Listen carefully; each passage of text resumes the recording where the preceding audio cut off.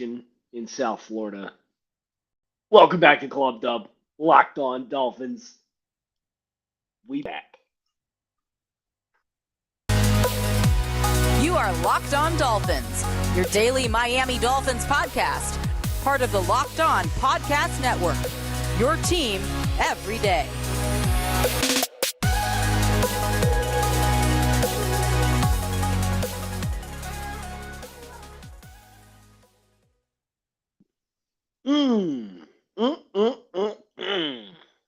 Doesn't that feel good, guys? Doesn't that feel great?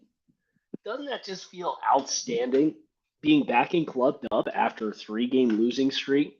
And the Miami Dolphins defeated the Pittsburgh Steelers in Week 7 on Sunday Night Football at Hard Rock Stadium, honoring the 1972 team by a final score of 16-10. What was a really promising start became a very stressful second half. There were 0 points scored by both teams combined in the second half of this football game. We have a lot to talk about. Today's episode of Locked On Dolphins is brought to you by Prize Picks. Prize Picks is daily fantasy made easy. Pick 2 to 5 players. If they score more or less than their Prize Picks projection, you can win up to 10 extra money on your entry. First-time users can receive a 100% instant deposit match up to $100 with promo code Locked On. That's prizepicks.com, promo code Locked On. So here's the deal. Yeah, this game was not for the ill of heart.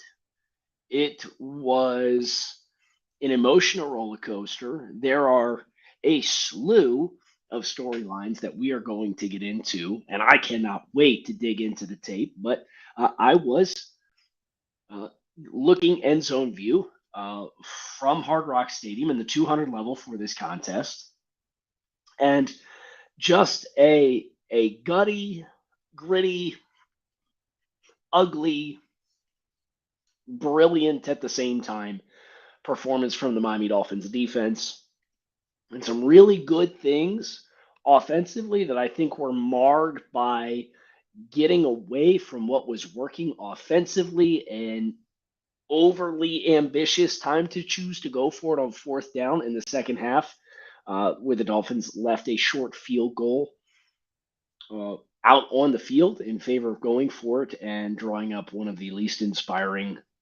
plays. And I'm sure that there were some layers to that play that could have maybe ended better. But the Dolphins ultimately gave the ball to Chase Edmonds to run inside on 4th and 3. And we'll talk about and we'll constructively criticize and we'll assess this win from as many angles as we can. But I've already seen some very heavy negativity from Dolphins fans on what this win should have been, could have been, actually was. But I would challenge you this. And if you're watching on YouTube on Locked On Dolphins and you hit subscribe and click the bell so you get the notifications when we get new videos and stuff like that, do me a favor. Look at me right in the eyes right now. Look at me. Look at me. If you have nothing good to say about the Dolphins winning 16-10 over the Pittsburgh Steelers to move to 4-3 on the season after a 3-game losing streak, please kindly hit pause, go to your front door and walk outside and find the first patch of green that you could find, whether it's a yard or a field or a lawn, doesn't matter, a weed. Bend down, touch some grass, and then turn around, come back inside, sit down, and let's talk about the game. Sound good? That sounds great to me. We're going to get the rally towel here going since there was a lot of yellow toilet papers being waved around on the visitor side of the field at Hard Rock Stadium. Listen, the Dolphins started fast. They had a brilliant opening script.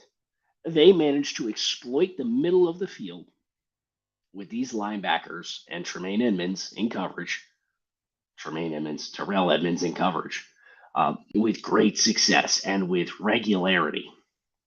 Raheem Mostert and the running game, the outside running game, some really bright flashes. And the Dolphins were, again, this was yet another game where the Dolphins probably had 5 runs where you were getting through the A level of the defense with a little bit more momentum from having a 40-plus yard touchdown run. Close. This close again. Didn't happen. Is what it is. The Dolphins, I thought, throughout the course of the game, actually um, kind of started working inside a little bit more, and I don't know why. You look at the matchups that the Dolphins had, and I thought all of their best matchups in the running game were running outside the tackles. I don't know what they saw. Hopefully, there's adjustments, and hopefully, each week when you get a feel for personnel, you can stay true to those things. But Tyreek Hill and Jalen Waddle throughout the early portions of this game, Tyreek Hill finished with 7 receptions for 72 yards on 13 targets. Jalen Waddle 4 for 88. Trent Sherfield 3 for 44. Of all the guys to have your touchdown, it was Raheem Mostert on an extended play from Tua Tagovailoa, and Tua Tagovailoa himself finished with 66% completion, 21 of 35, 261 yards, 1 touchdown, and a 92.7 passer rating. A lot of the excitement and enthusiasm offensively for the Dolphins played itself out in the first half. The Dolphins ultimately did, however, finish this game with 6 yards per play average on 12 possessions, 372 yards of offense. They were penalized 5 times for 30 yards. They were 1 for 3 in the red zone. That kept this game close. But shout out to the Dolphins, 111 team rushing yards, 4.1 yards per carry. Steady progress. I'll take it. Speaking of steady progress, how about law of averages coming into play? Dolphins won the turnover battle 3-0. Win the turnover battle, get more yards. Odds are you're going to win a lot of football games that way. And this was a really, really gutty performance from the Dolphins defense where you didn't have Nick Needham, and you knew it. Noah Benogany got forced into the lineup, and I think Noah Benogany, other than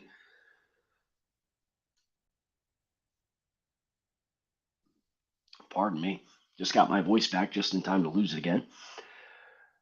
Noah, other than busting a cover 3 for a 30-yard completion to George Pickens, and then on that same possession, giving up a touchdown pass on a fade in the red zone to George Pickens, and then kind of a ticky-tack defensive illegal contact penalty. Noah played a solid game. Now, I know you're watching on the TV broadcast, and you're probably asking, why the heck is Noah so far off? Well, the Dolphins did play a fair amount of zone, and you saw these corners quite frequently at the snap of the ball. They would turn and bail out. They're playing bail technique, so they are dropping to protect the deep thirds of the field. And as Noah hopefully continues to grow as a player, he'll establish a little bit more of a feel on when I can squeeze and clamp that and play a little tighter.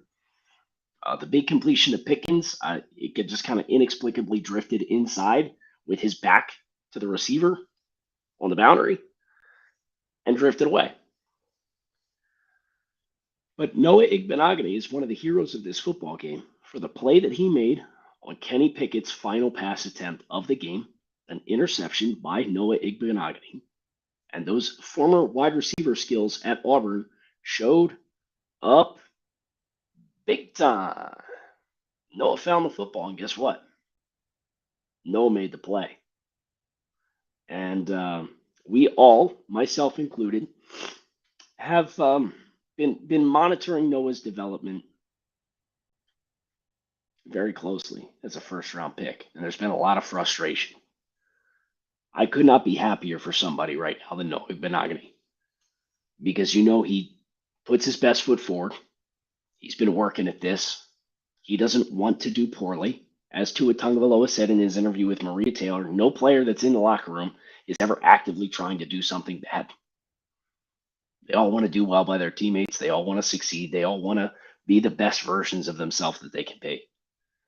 And hopefully, this little boost, this play this performance can serve as a catalyst for growth because the Dolphins will need it. They absolutely will. I can assure you of that. Justin Bethel with an interception, intercepting Kenny Pickett on a target for Chase Claypool, and then Snowman, Javon Holland, huge play. Earlier, before the Noah interception, rolling down into cover one robber and driving on a digger out for Pittsburgh and jumping and intercepting Kenny Pickett to turn the Steelers back in Dolphins territory once again. There's a lot to talk about.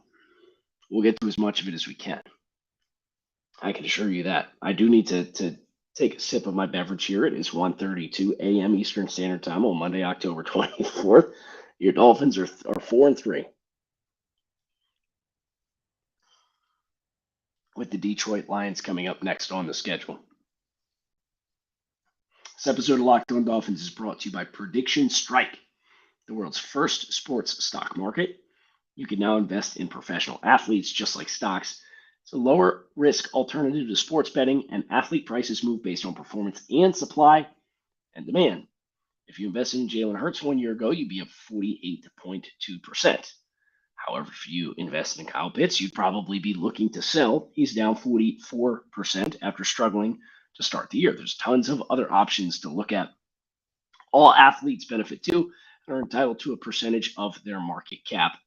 You can invest in 4 sports, not just NFL, but UFC, NBA, and MLB. Download the Prediction Strike app and use code LOCKED for a free share when you sign up and make your first deposit of $20 or more. That's promo code LOCKED for a special one-time giveaway. Prediction Strike will choose one person who signs up with code LOCKED and makes a deposit to win 100 free random shares. That could be worth up to $3,000 if you get lucky and receive Josh Allen shares. Invest in what you know on Prediction Strike, the sports stock market. Whether you're looking to pop the question or have a milestone you want to celebrate, or if you want to let love sparkle, Blue Nile can be there to make your celebrations even more memorable. As the original online jeweler, Blue Nile offers the largest selection of independently graded diamonds and pieces graded significantly below traditional retailers. Blue Nile has helped millions of couples create their perfect engagement ring. Their online tools make it easy for you to choose the diamond shape, size, clarity, as well as aesthetic style.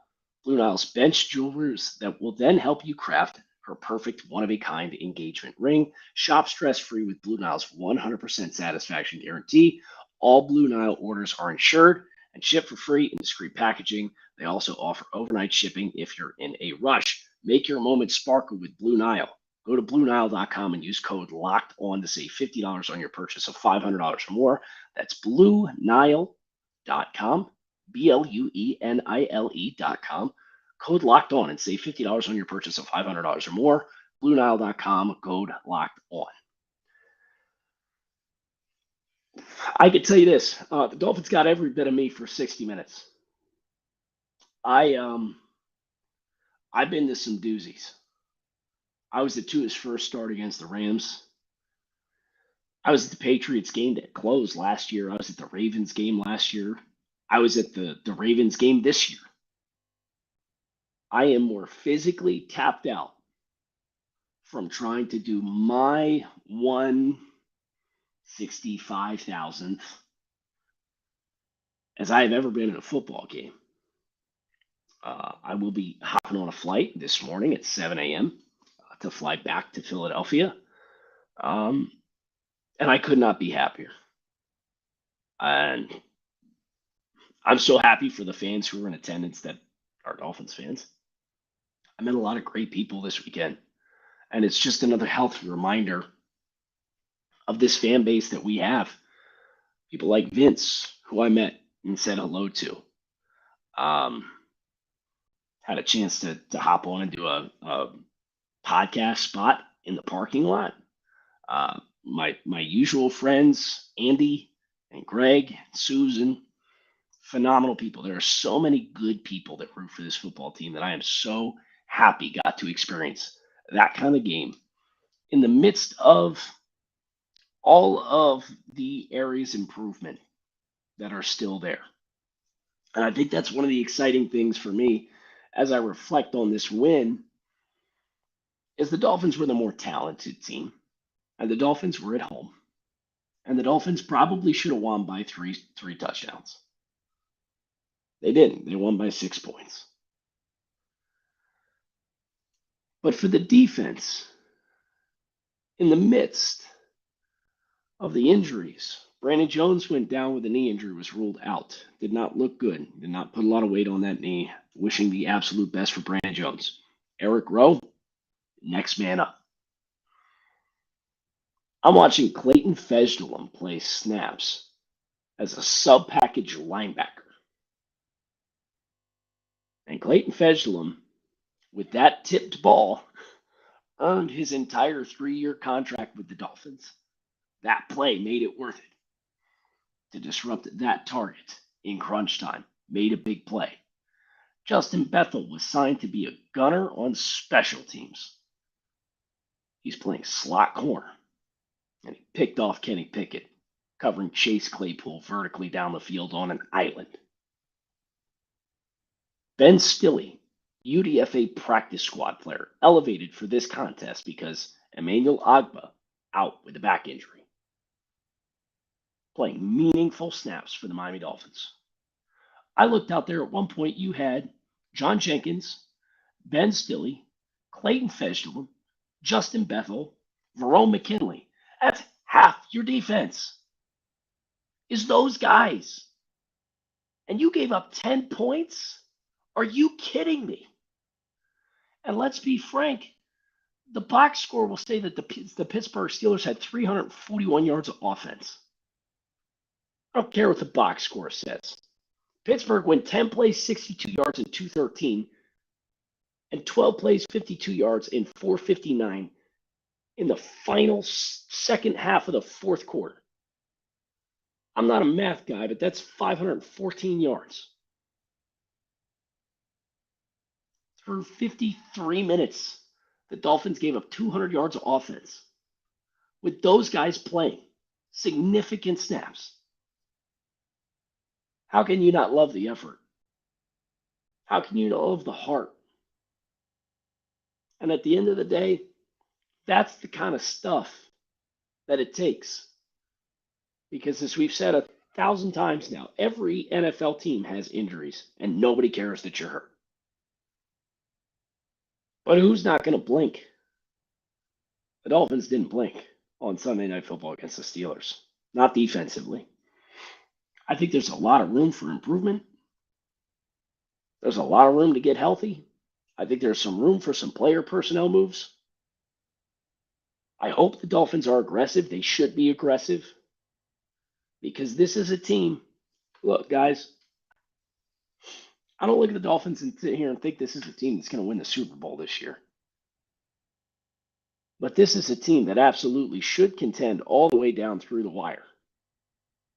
And if you look at the schedule, and we're going to do it 1 week at a time, but the Dolphins are 4-3, and you have the Detroit Lions, the Chicago Bears, the Cleveland Browns, and the Houston Texans are your next 4 football games. For all the adversity and all the challenges that the Dolphins had, if you take care of business in this stretch, you're going to be well positioned to play in the postseason. And sometimes that's all it takes.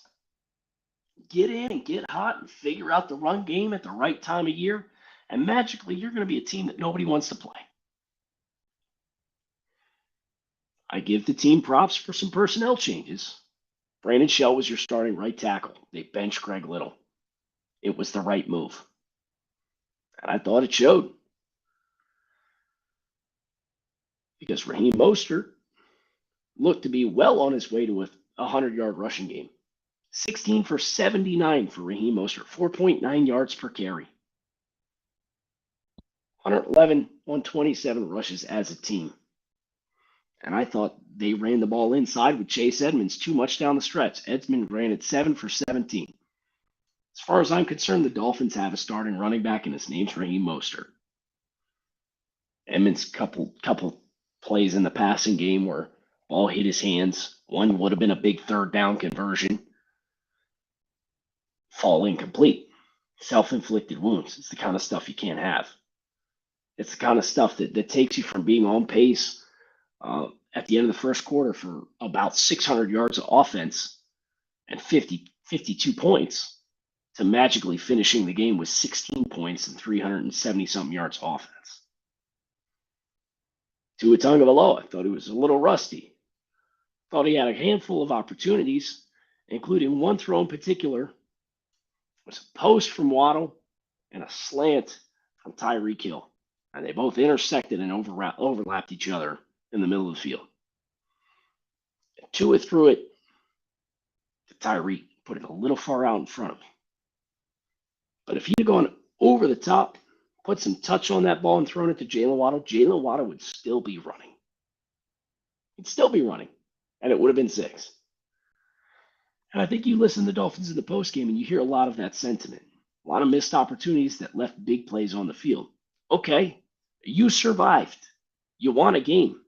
And after the last 3 games that you just played, the last person that you are not going to see savoring this win is me. Every win is a good one. This was a great one. I'm gonna remember this one for a long time. And it wasn't pretty. It wasn't Baltimore in Baltimore week 2, and I was at that game. But like I said, I gave more of myself in this game than that game as a spectator. And I respect the will that the Dolphins showed in this game just as much as I respect the will that they showed in that game. Prize picks. Daily fantasy done right. You pick 2 to 5 players. If they go for more or less than their prize picks projection, you can win up to 10 extra money on any entry. There's no competing against other people. It is you versus the projections available. Prize Picks offers projections on any sport that you watch, including NFL, NBA, MLB, NHL, PGA, college football, men's college basketball, women's college basketball, soccer, WNBA, esports, NASCAR, tennis, MMA, boxing, disc golf, Eurobasketball, cricket, and more. You name it. Entries can be made in 60 seconds or less. It is that easy with safe and fast withdrawals and currently operational in over 30 states and Canada. Download the Prize Picks app or go to prizepicks.com and sign up and play daily fantasy sports. First-time users receive a 100% instant deposit match up to $100 with promo code Locked On. If you deposit $100, Prize Picks will give you another 100. If you put in 50, Prize Picks will give you another 50 as well. That is prizepicks.com, promo code Locked On to get yourself into the action with daily fantasy done right. I, for example, and this is fun, we'll learn this together. I did do a parlay on Prize Picks on Sunday and had a lot of Dolphins on that action. And I did Tyreek Hill over yardage. Did not get it. Dang, that stinks. Waddle hit. I had over 60.5. Tua Tagovailoa over 245.5 passing yards. He had 261. Dolphins defense more than 2.5 sacks. I believe they got 2. And then Ezekiel Elliott missed me by 8 yards. So, oh well, as the cookie crumbles. But you know what?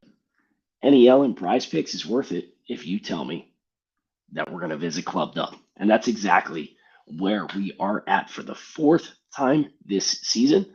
It is important to note if the playoffs started today, near the halfway point in the season, the Dolphins would be in. And we just went over what the next 4 games look like. This is the start.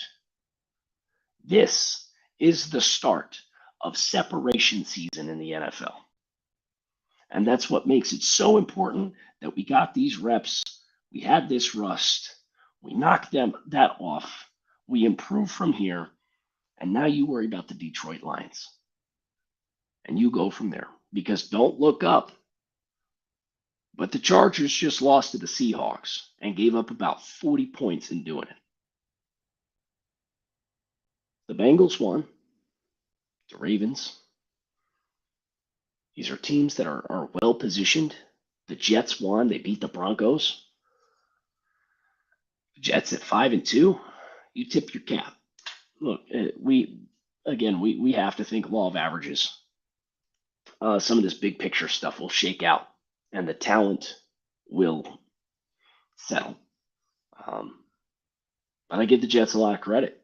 They're playing hot football, and that's something that I think we should not overlook.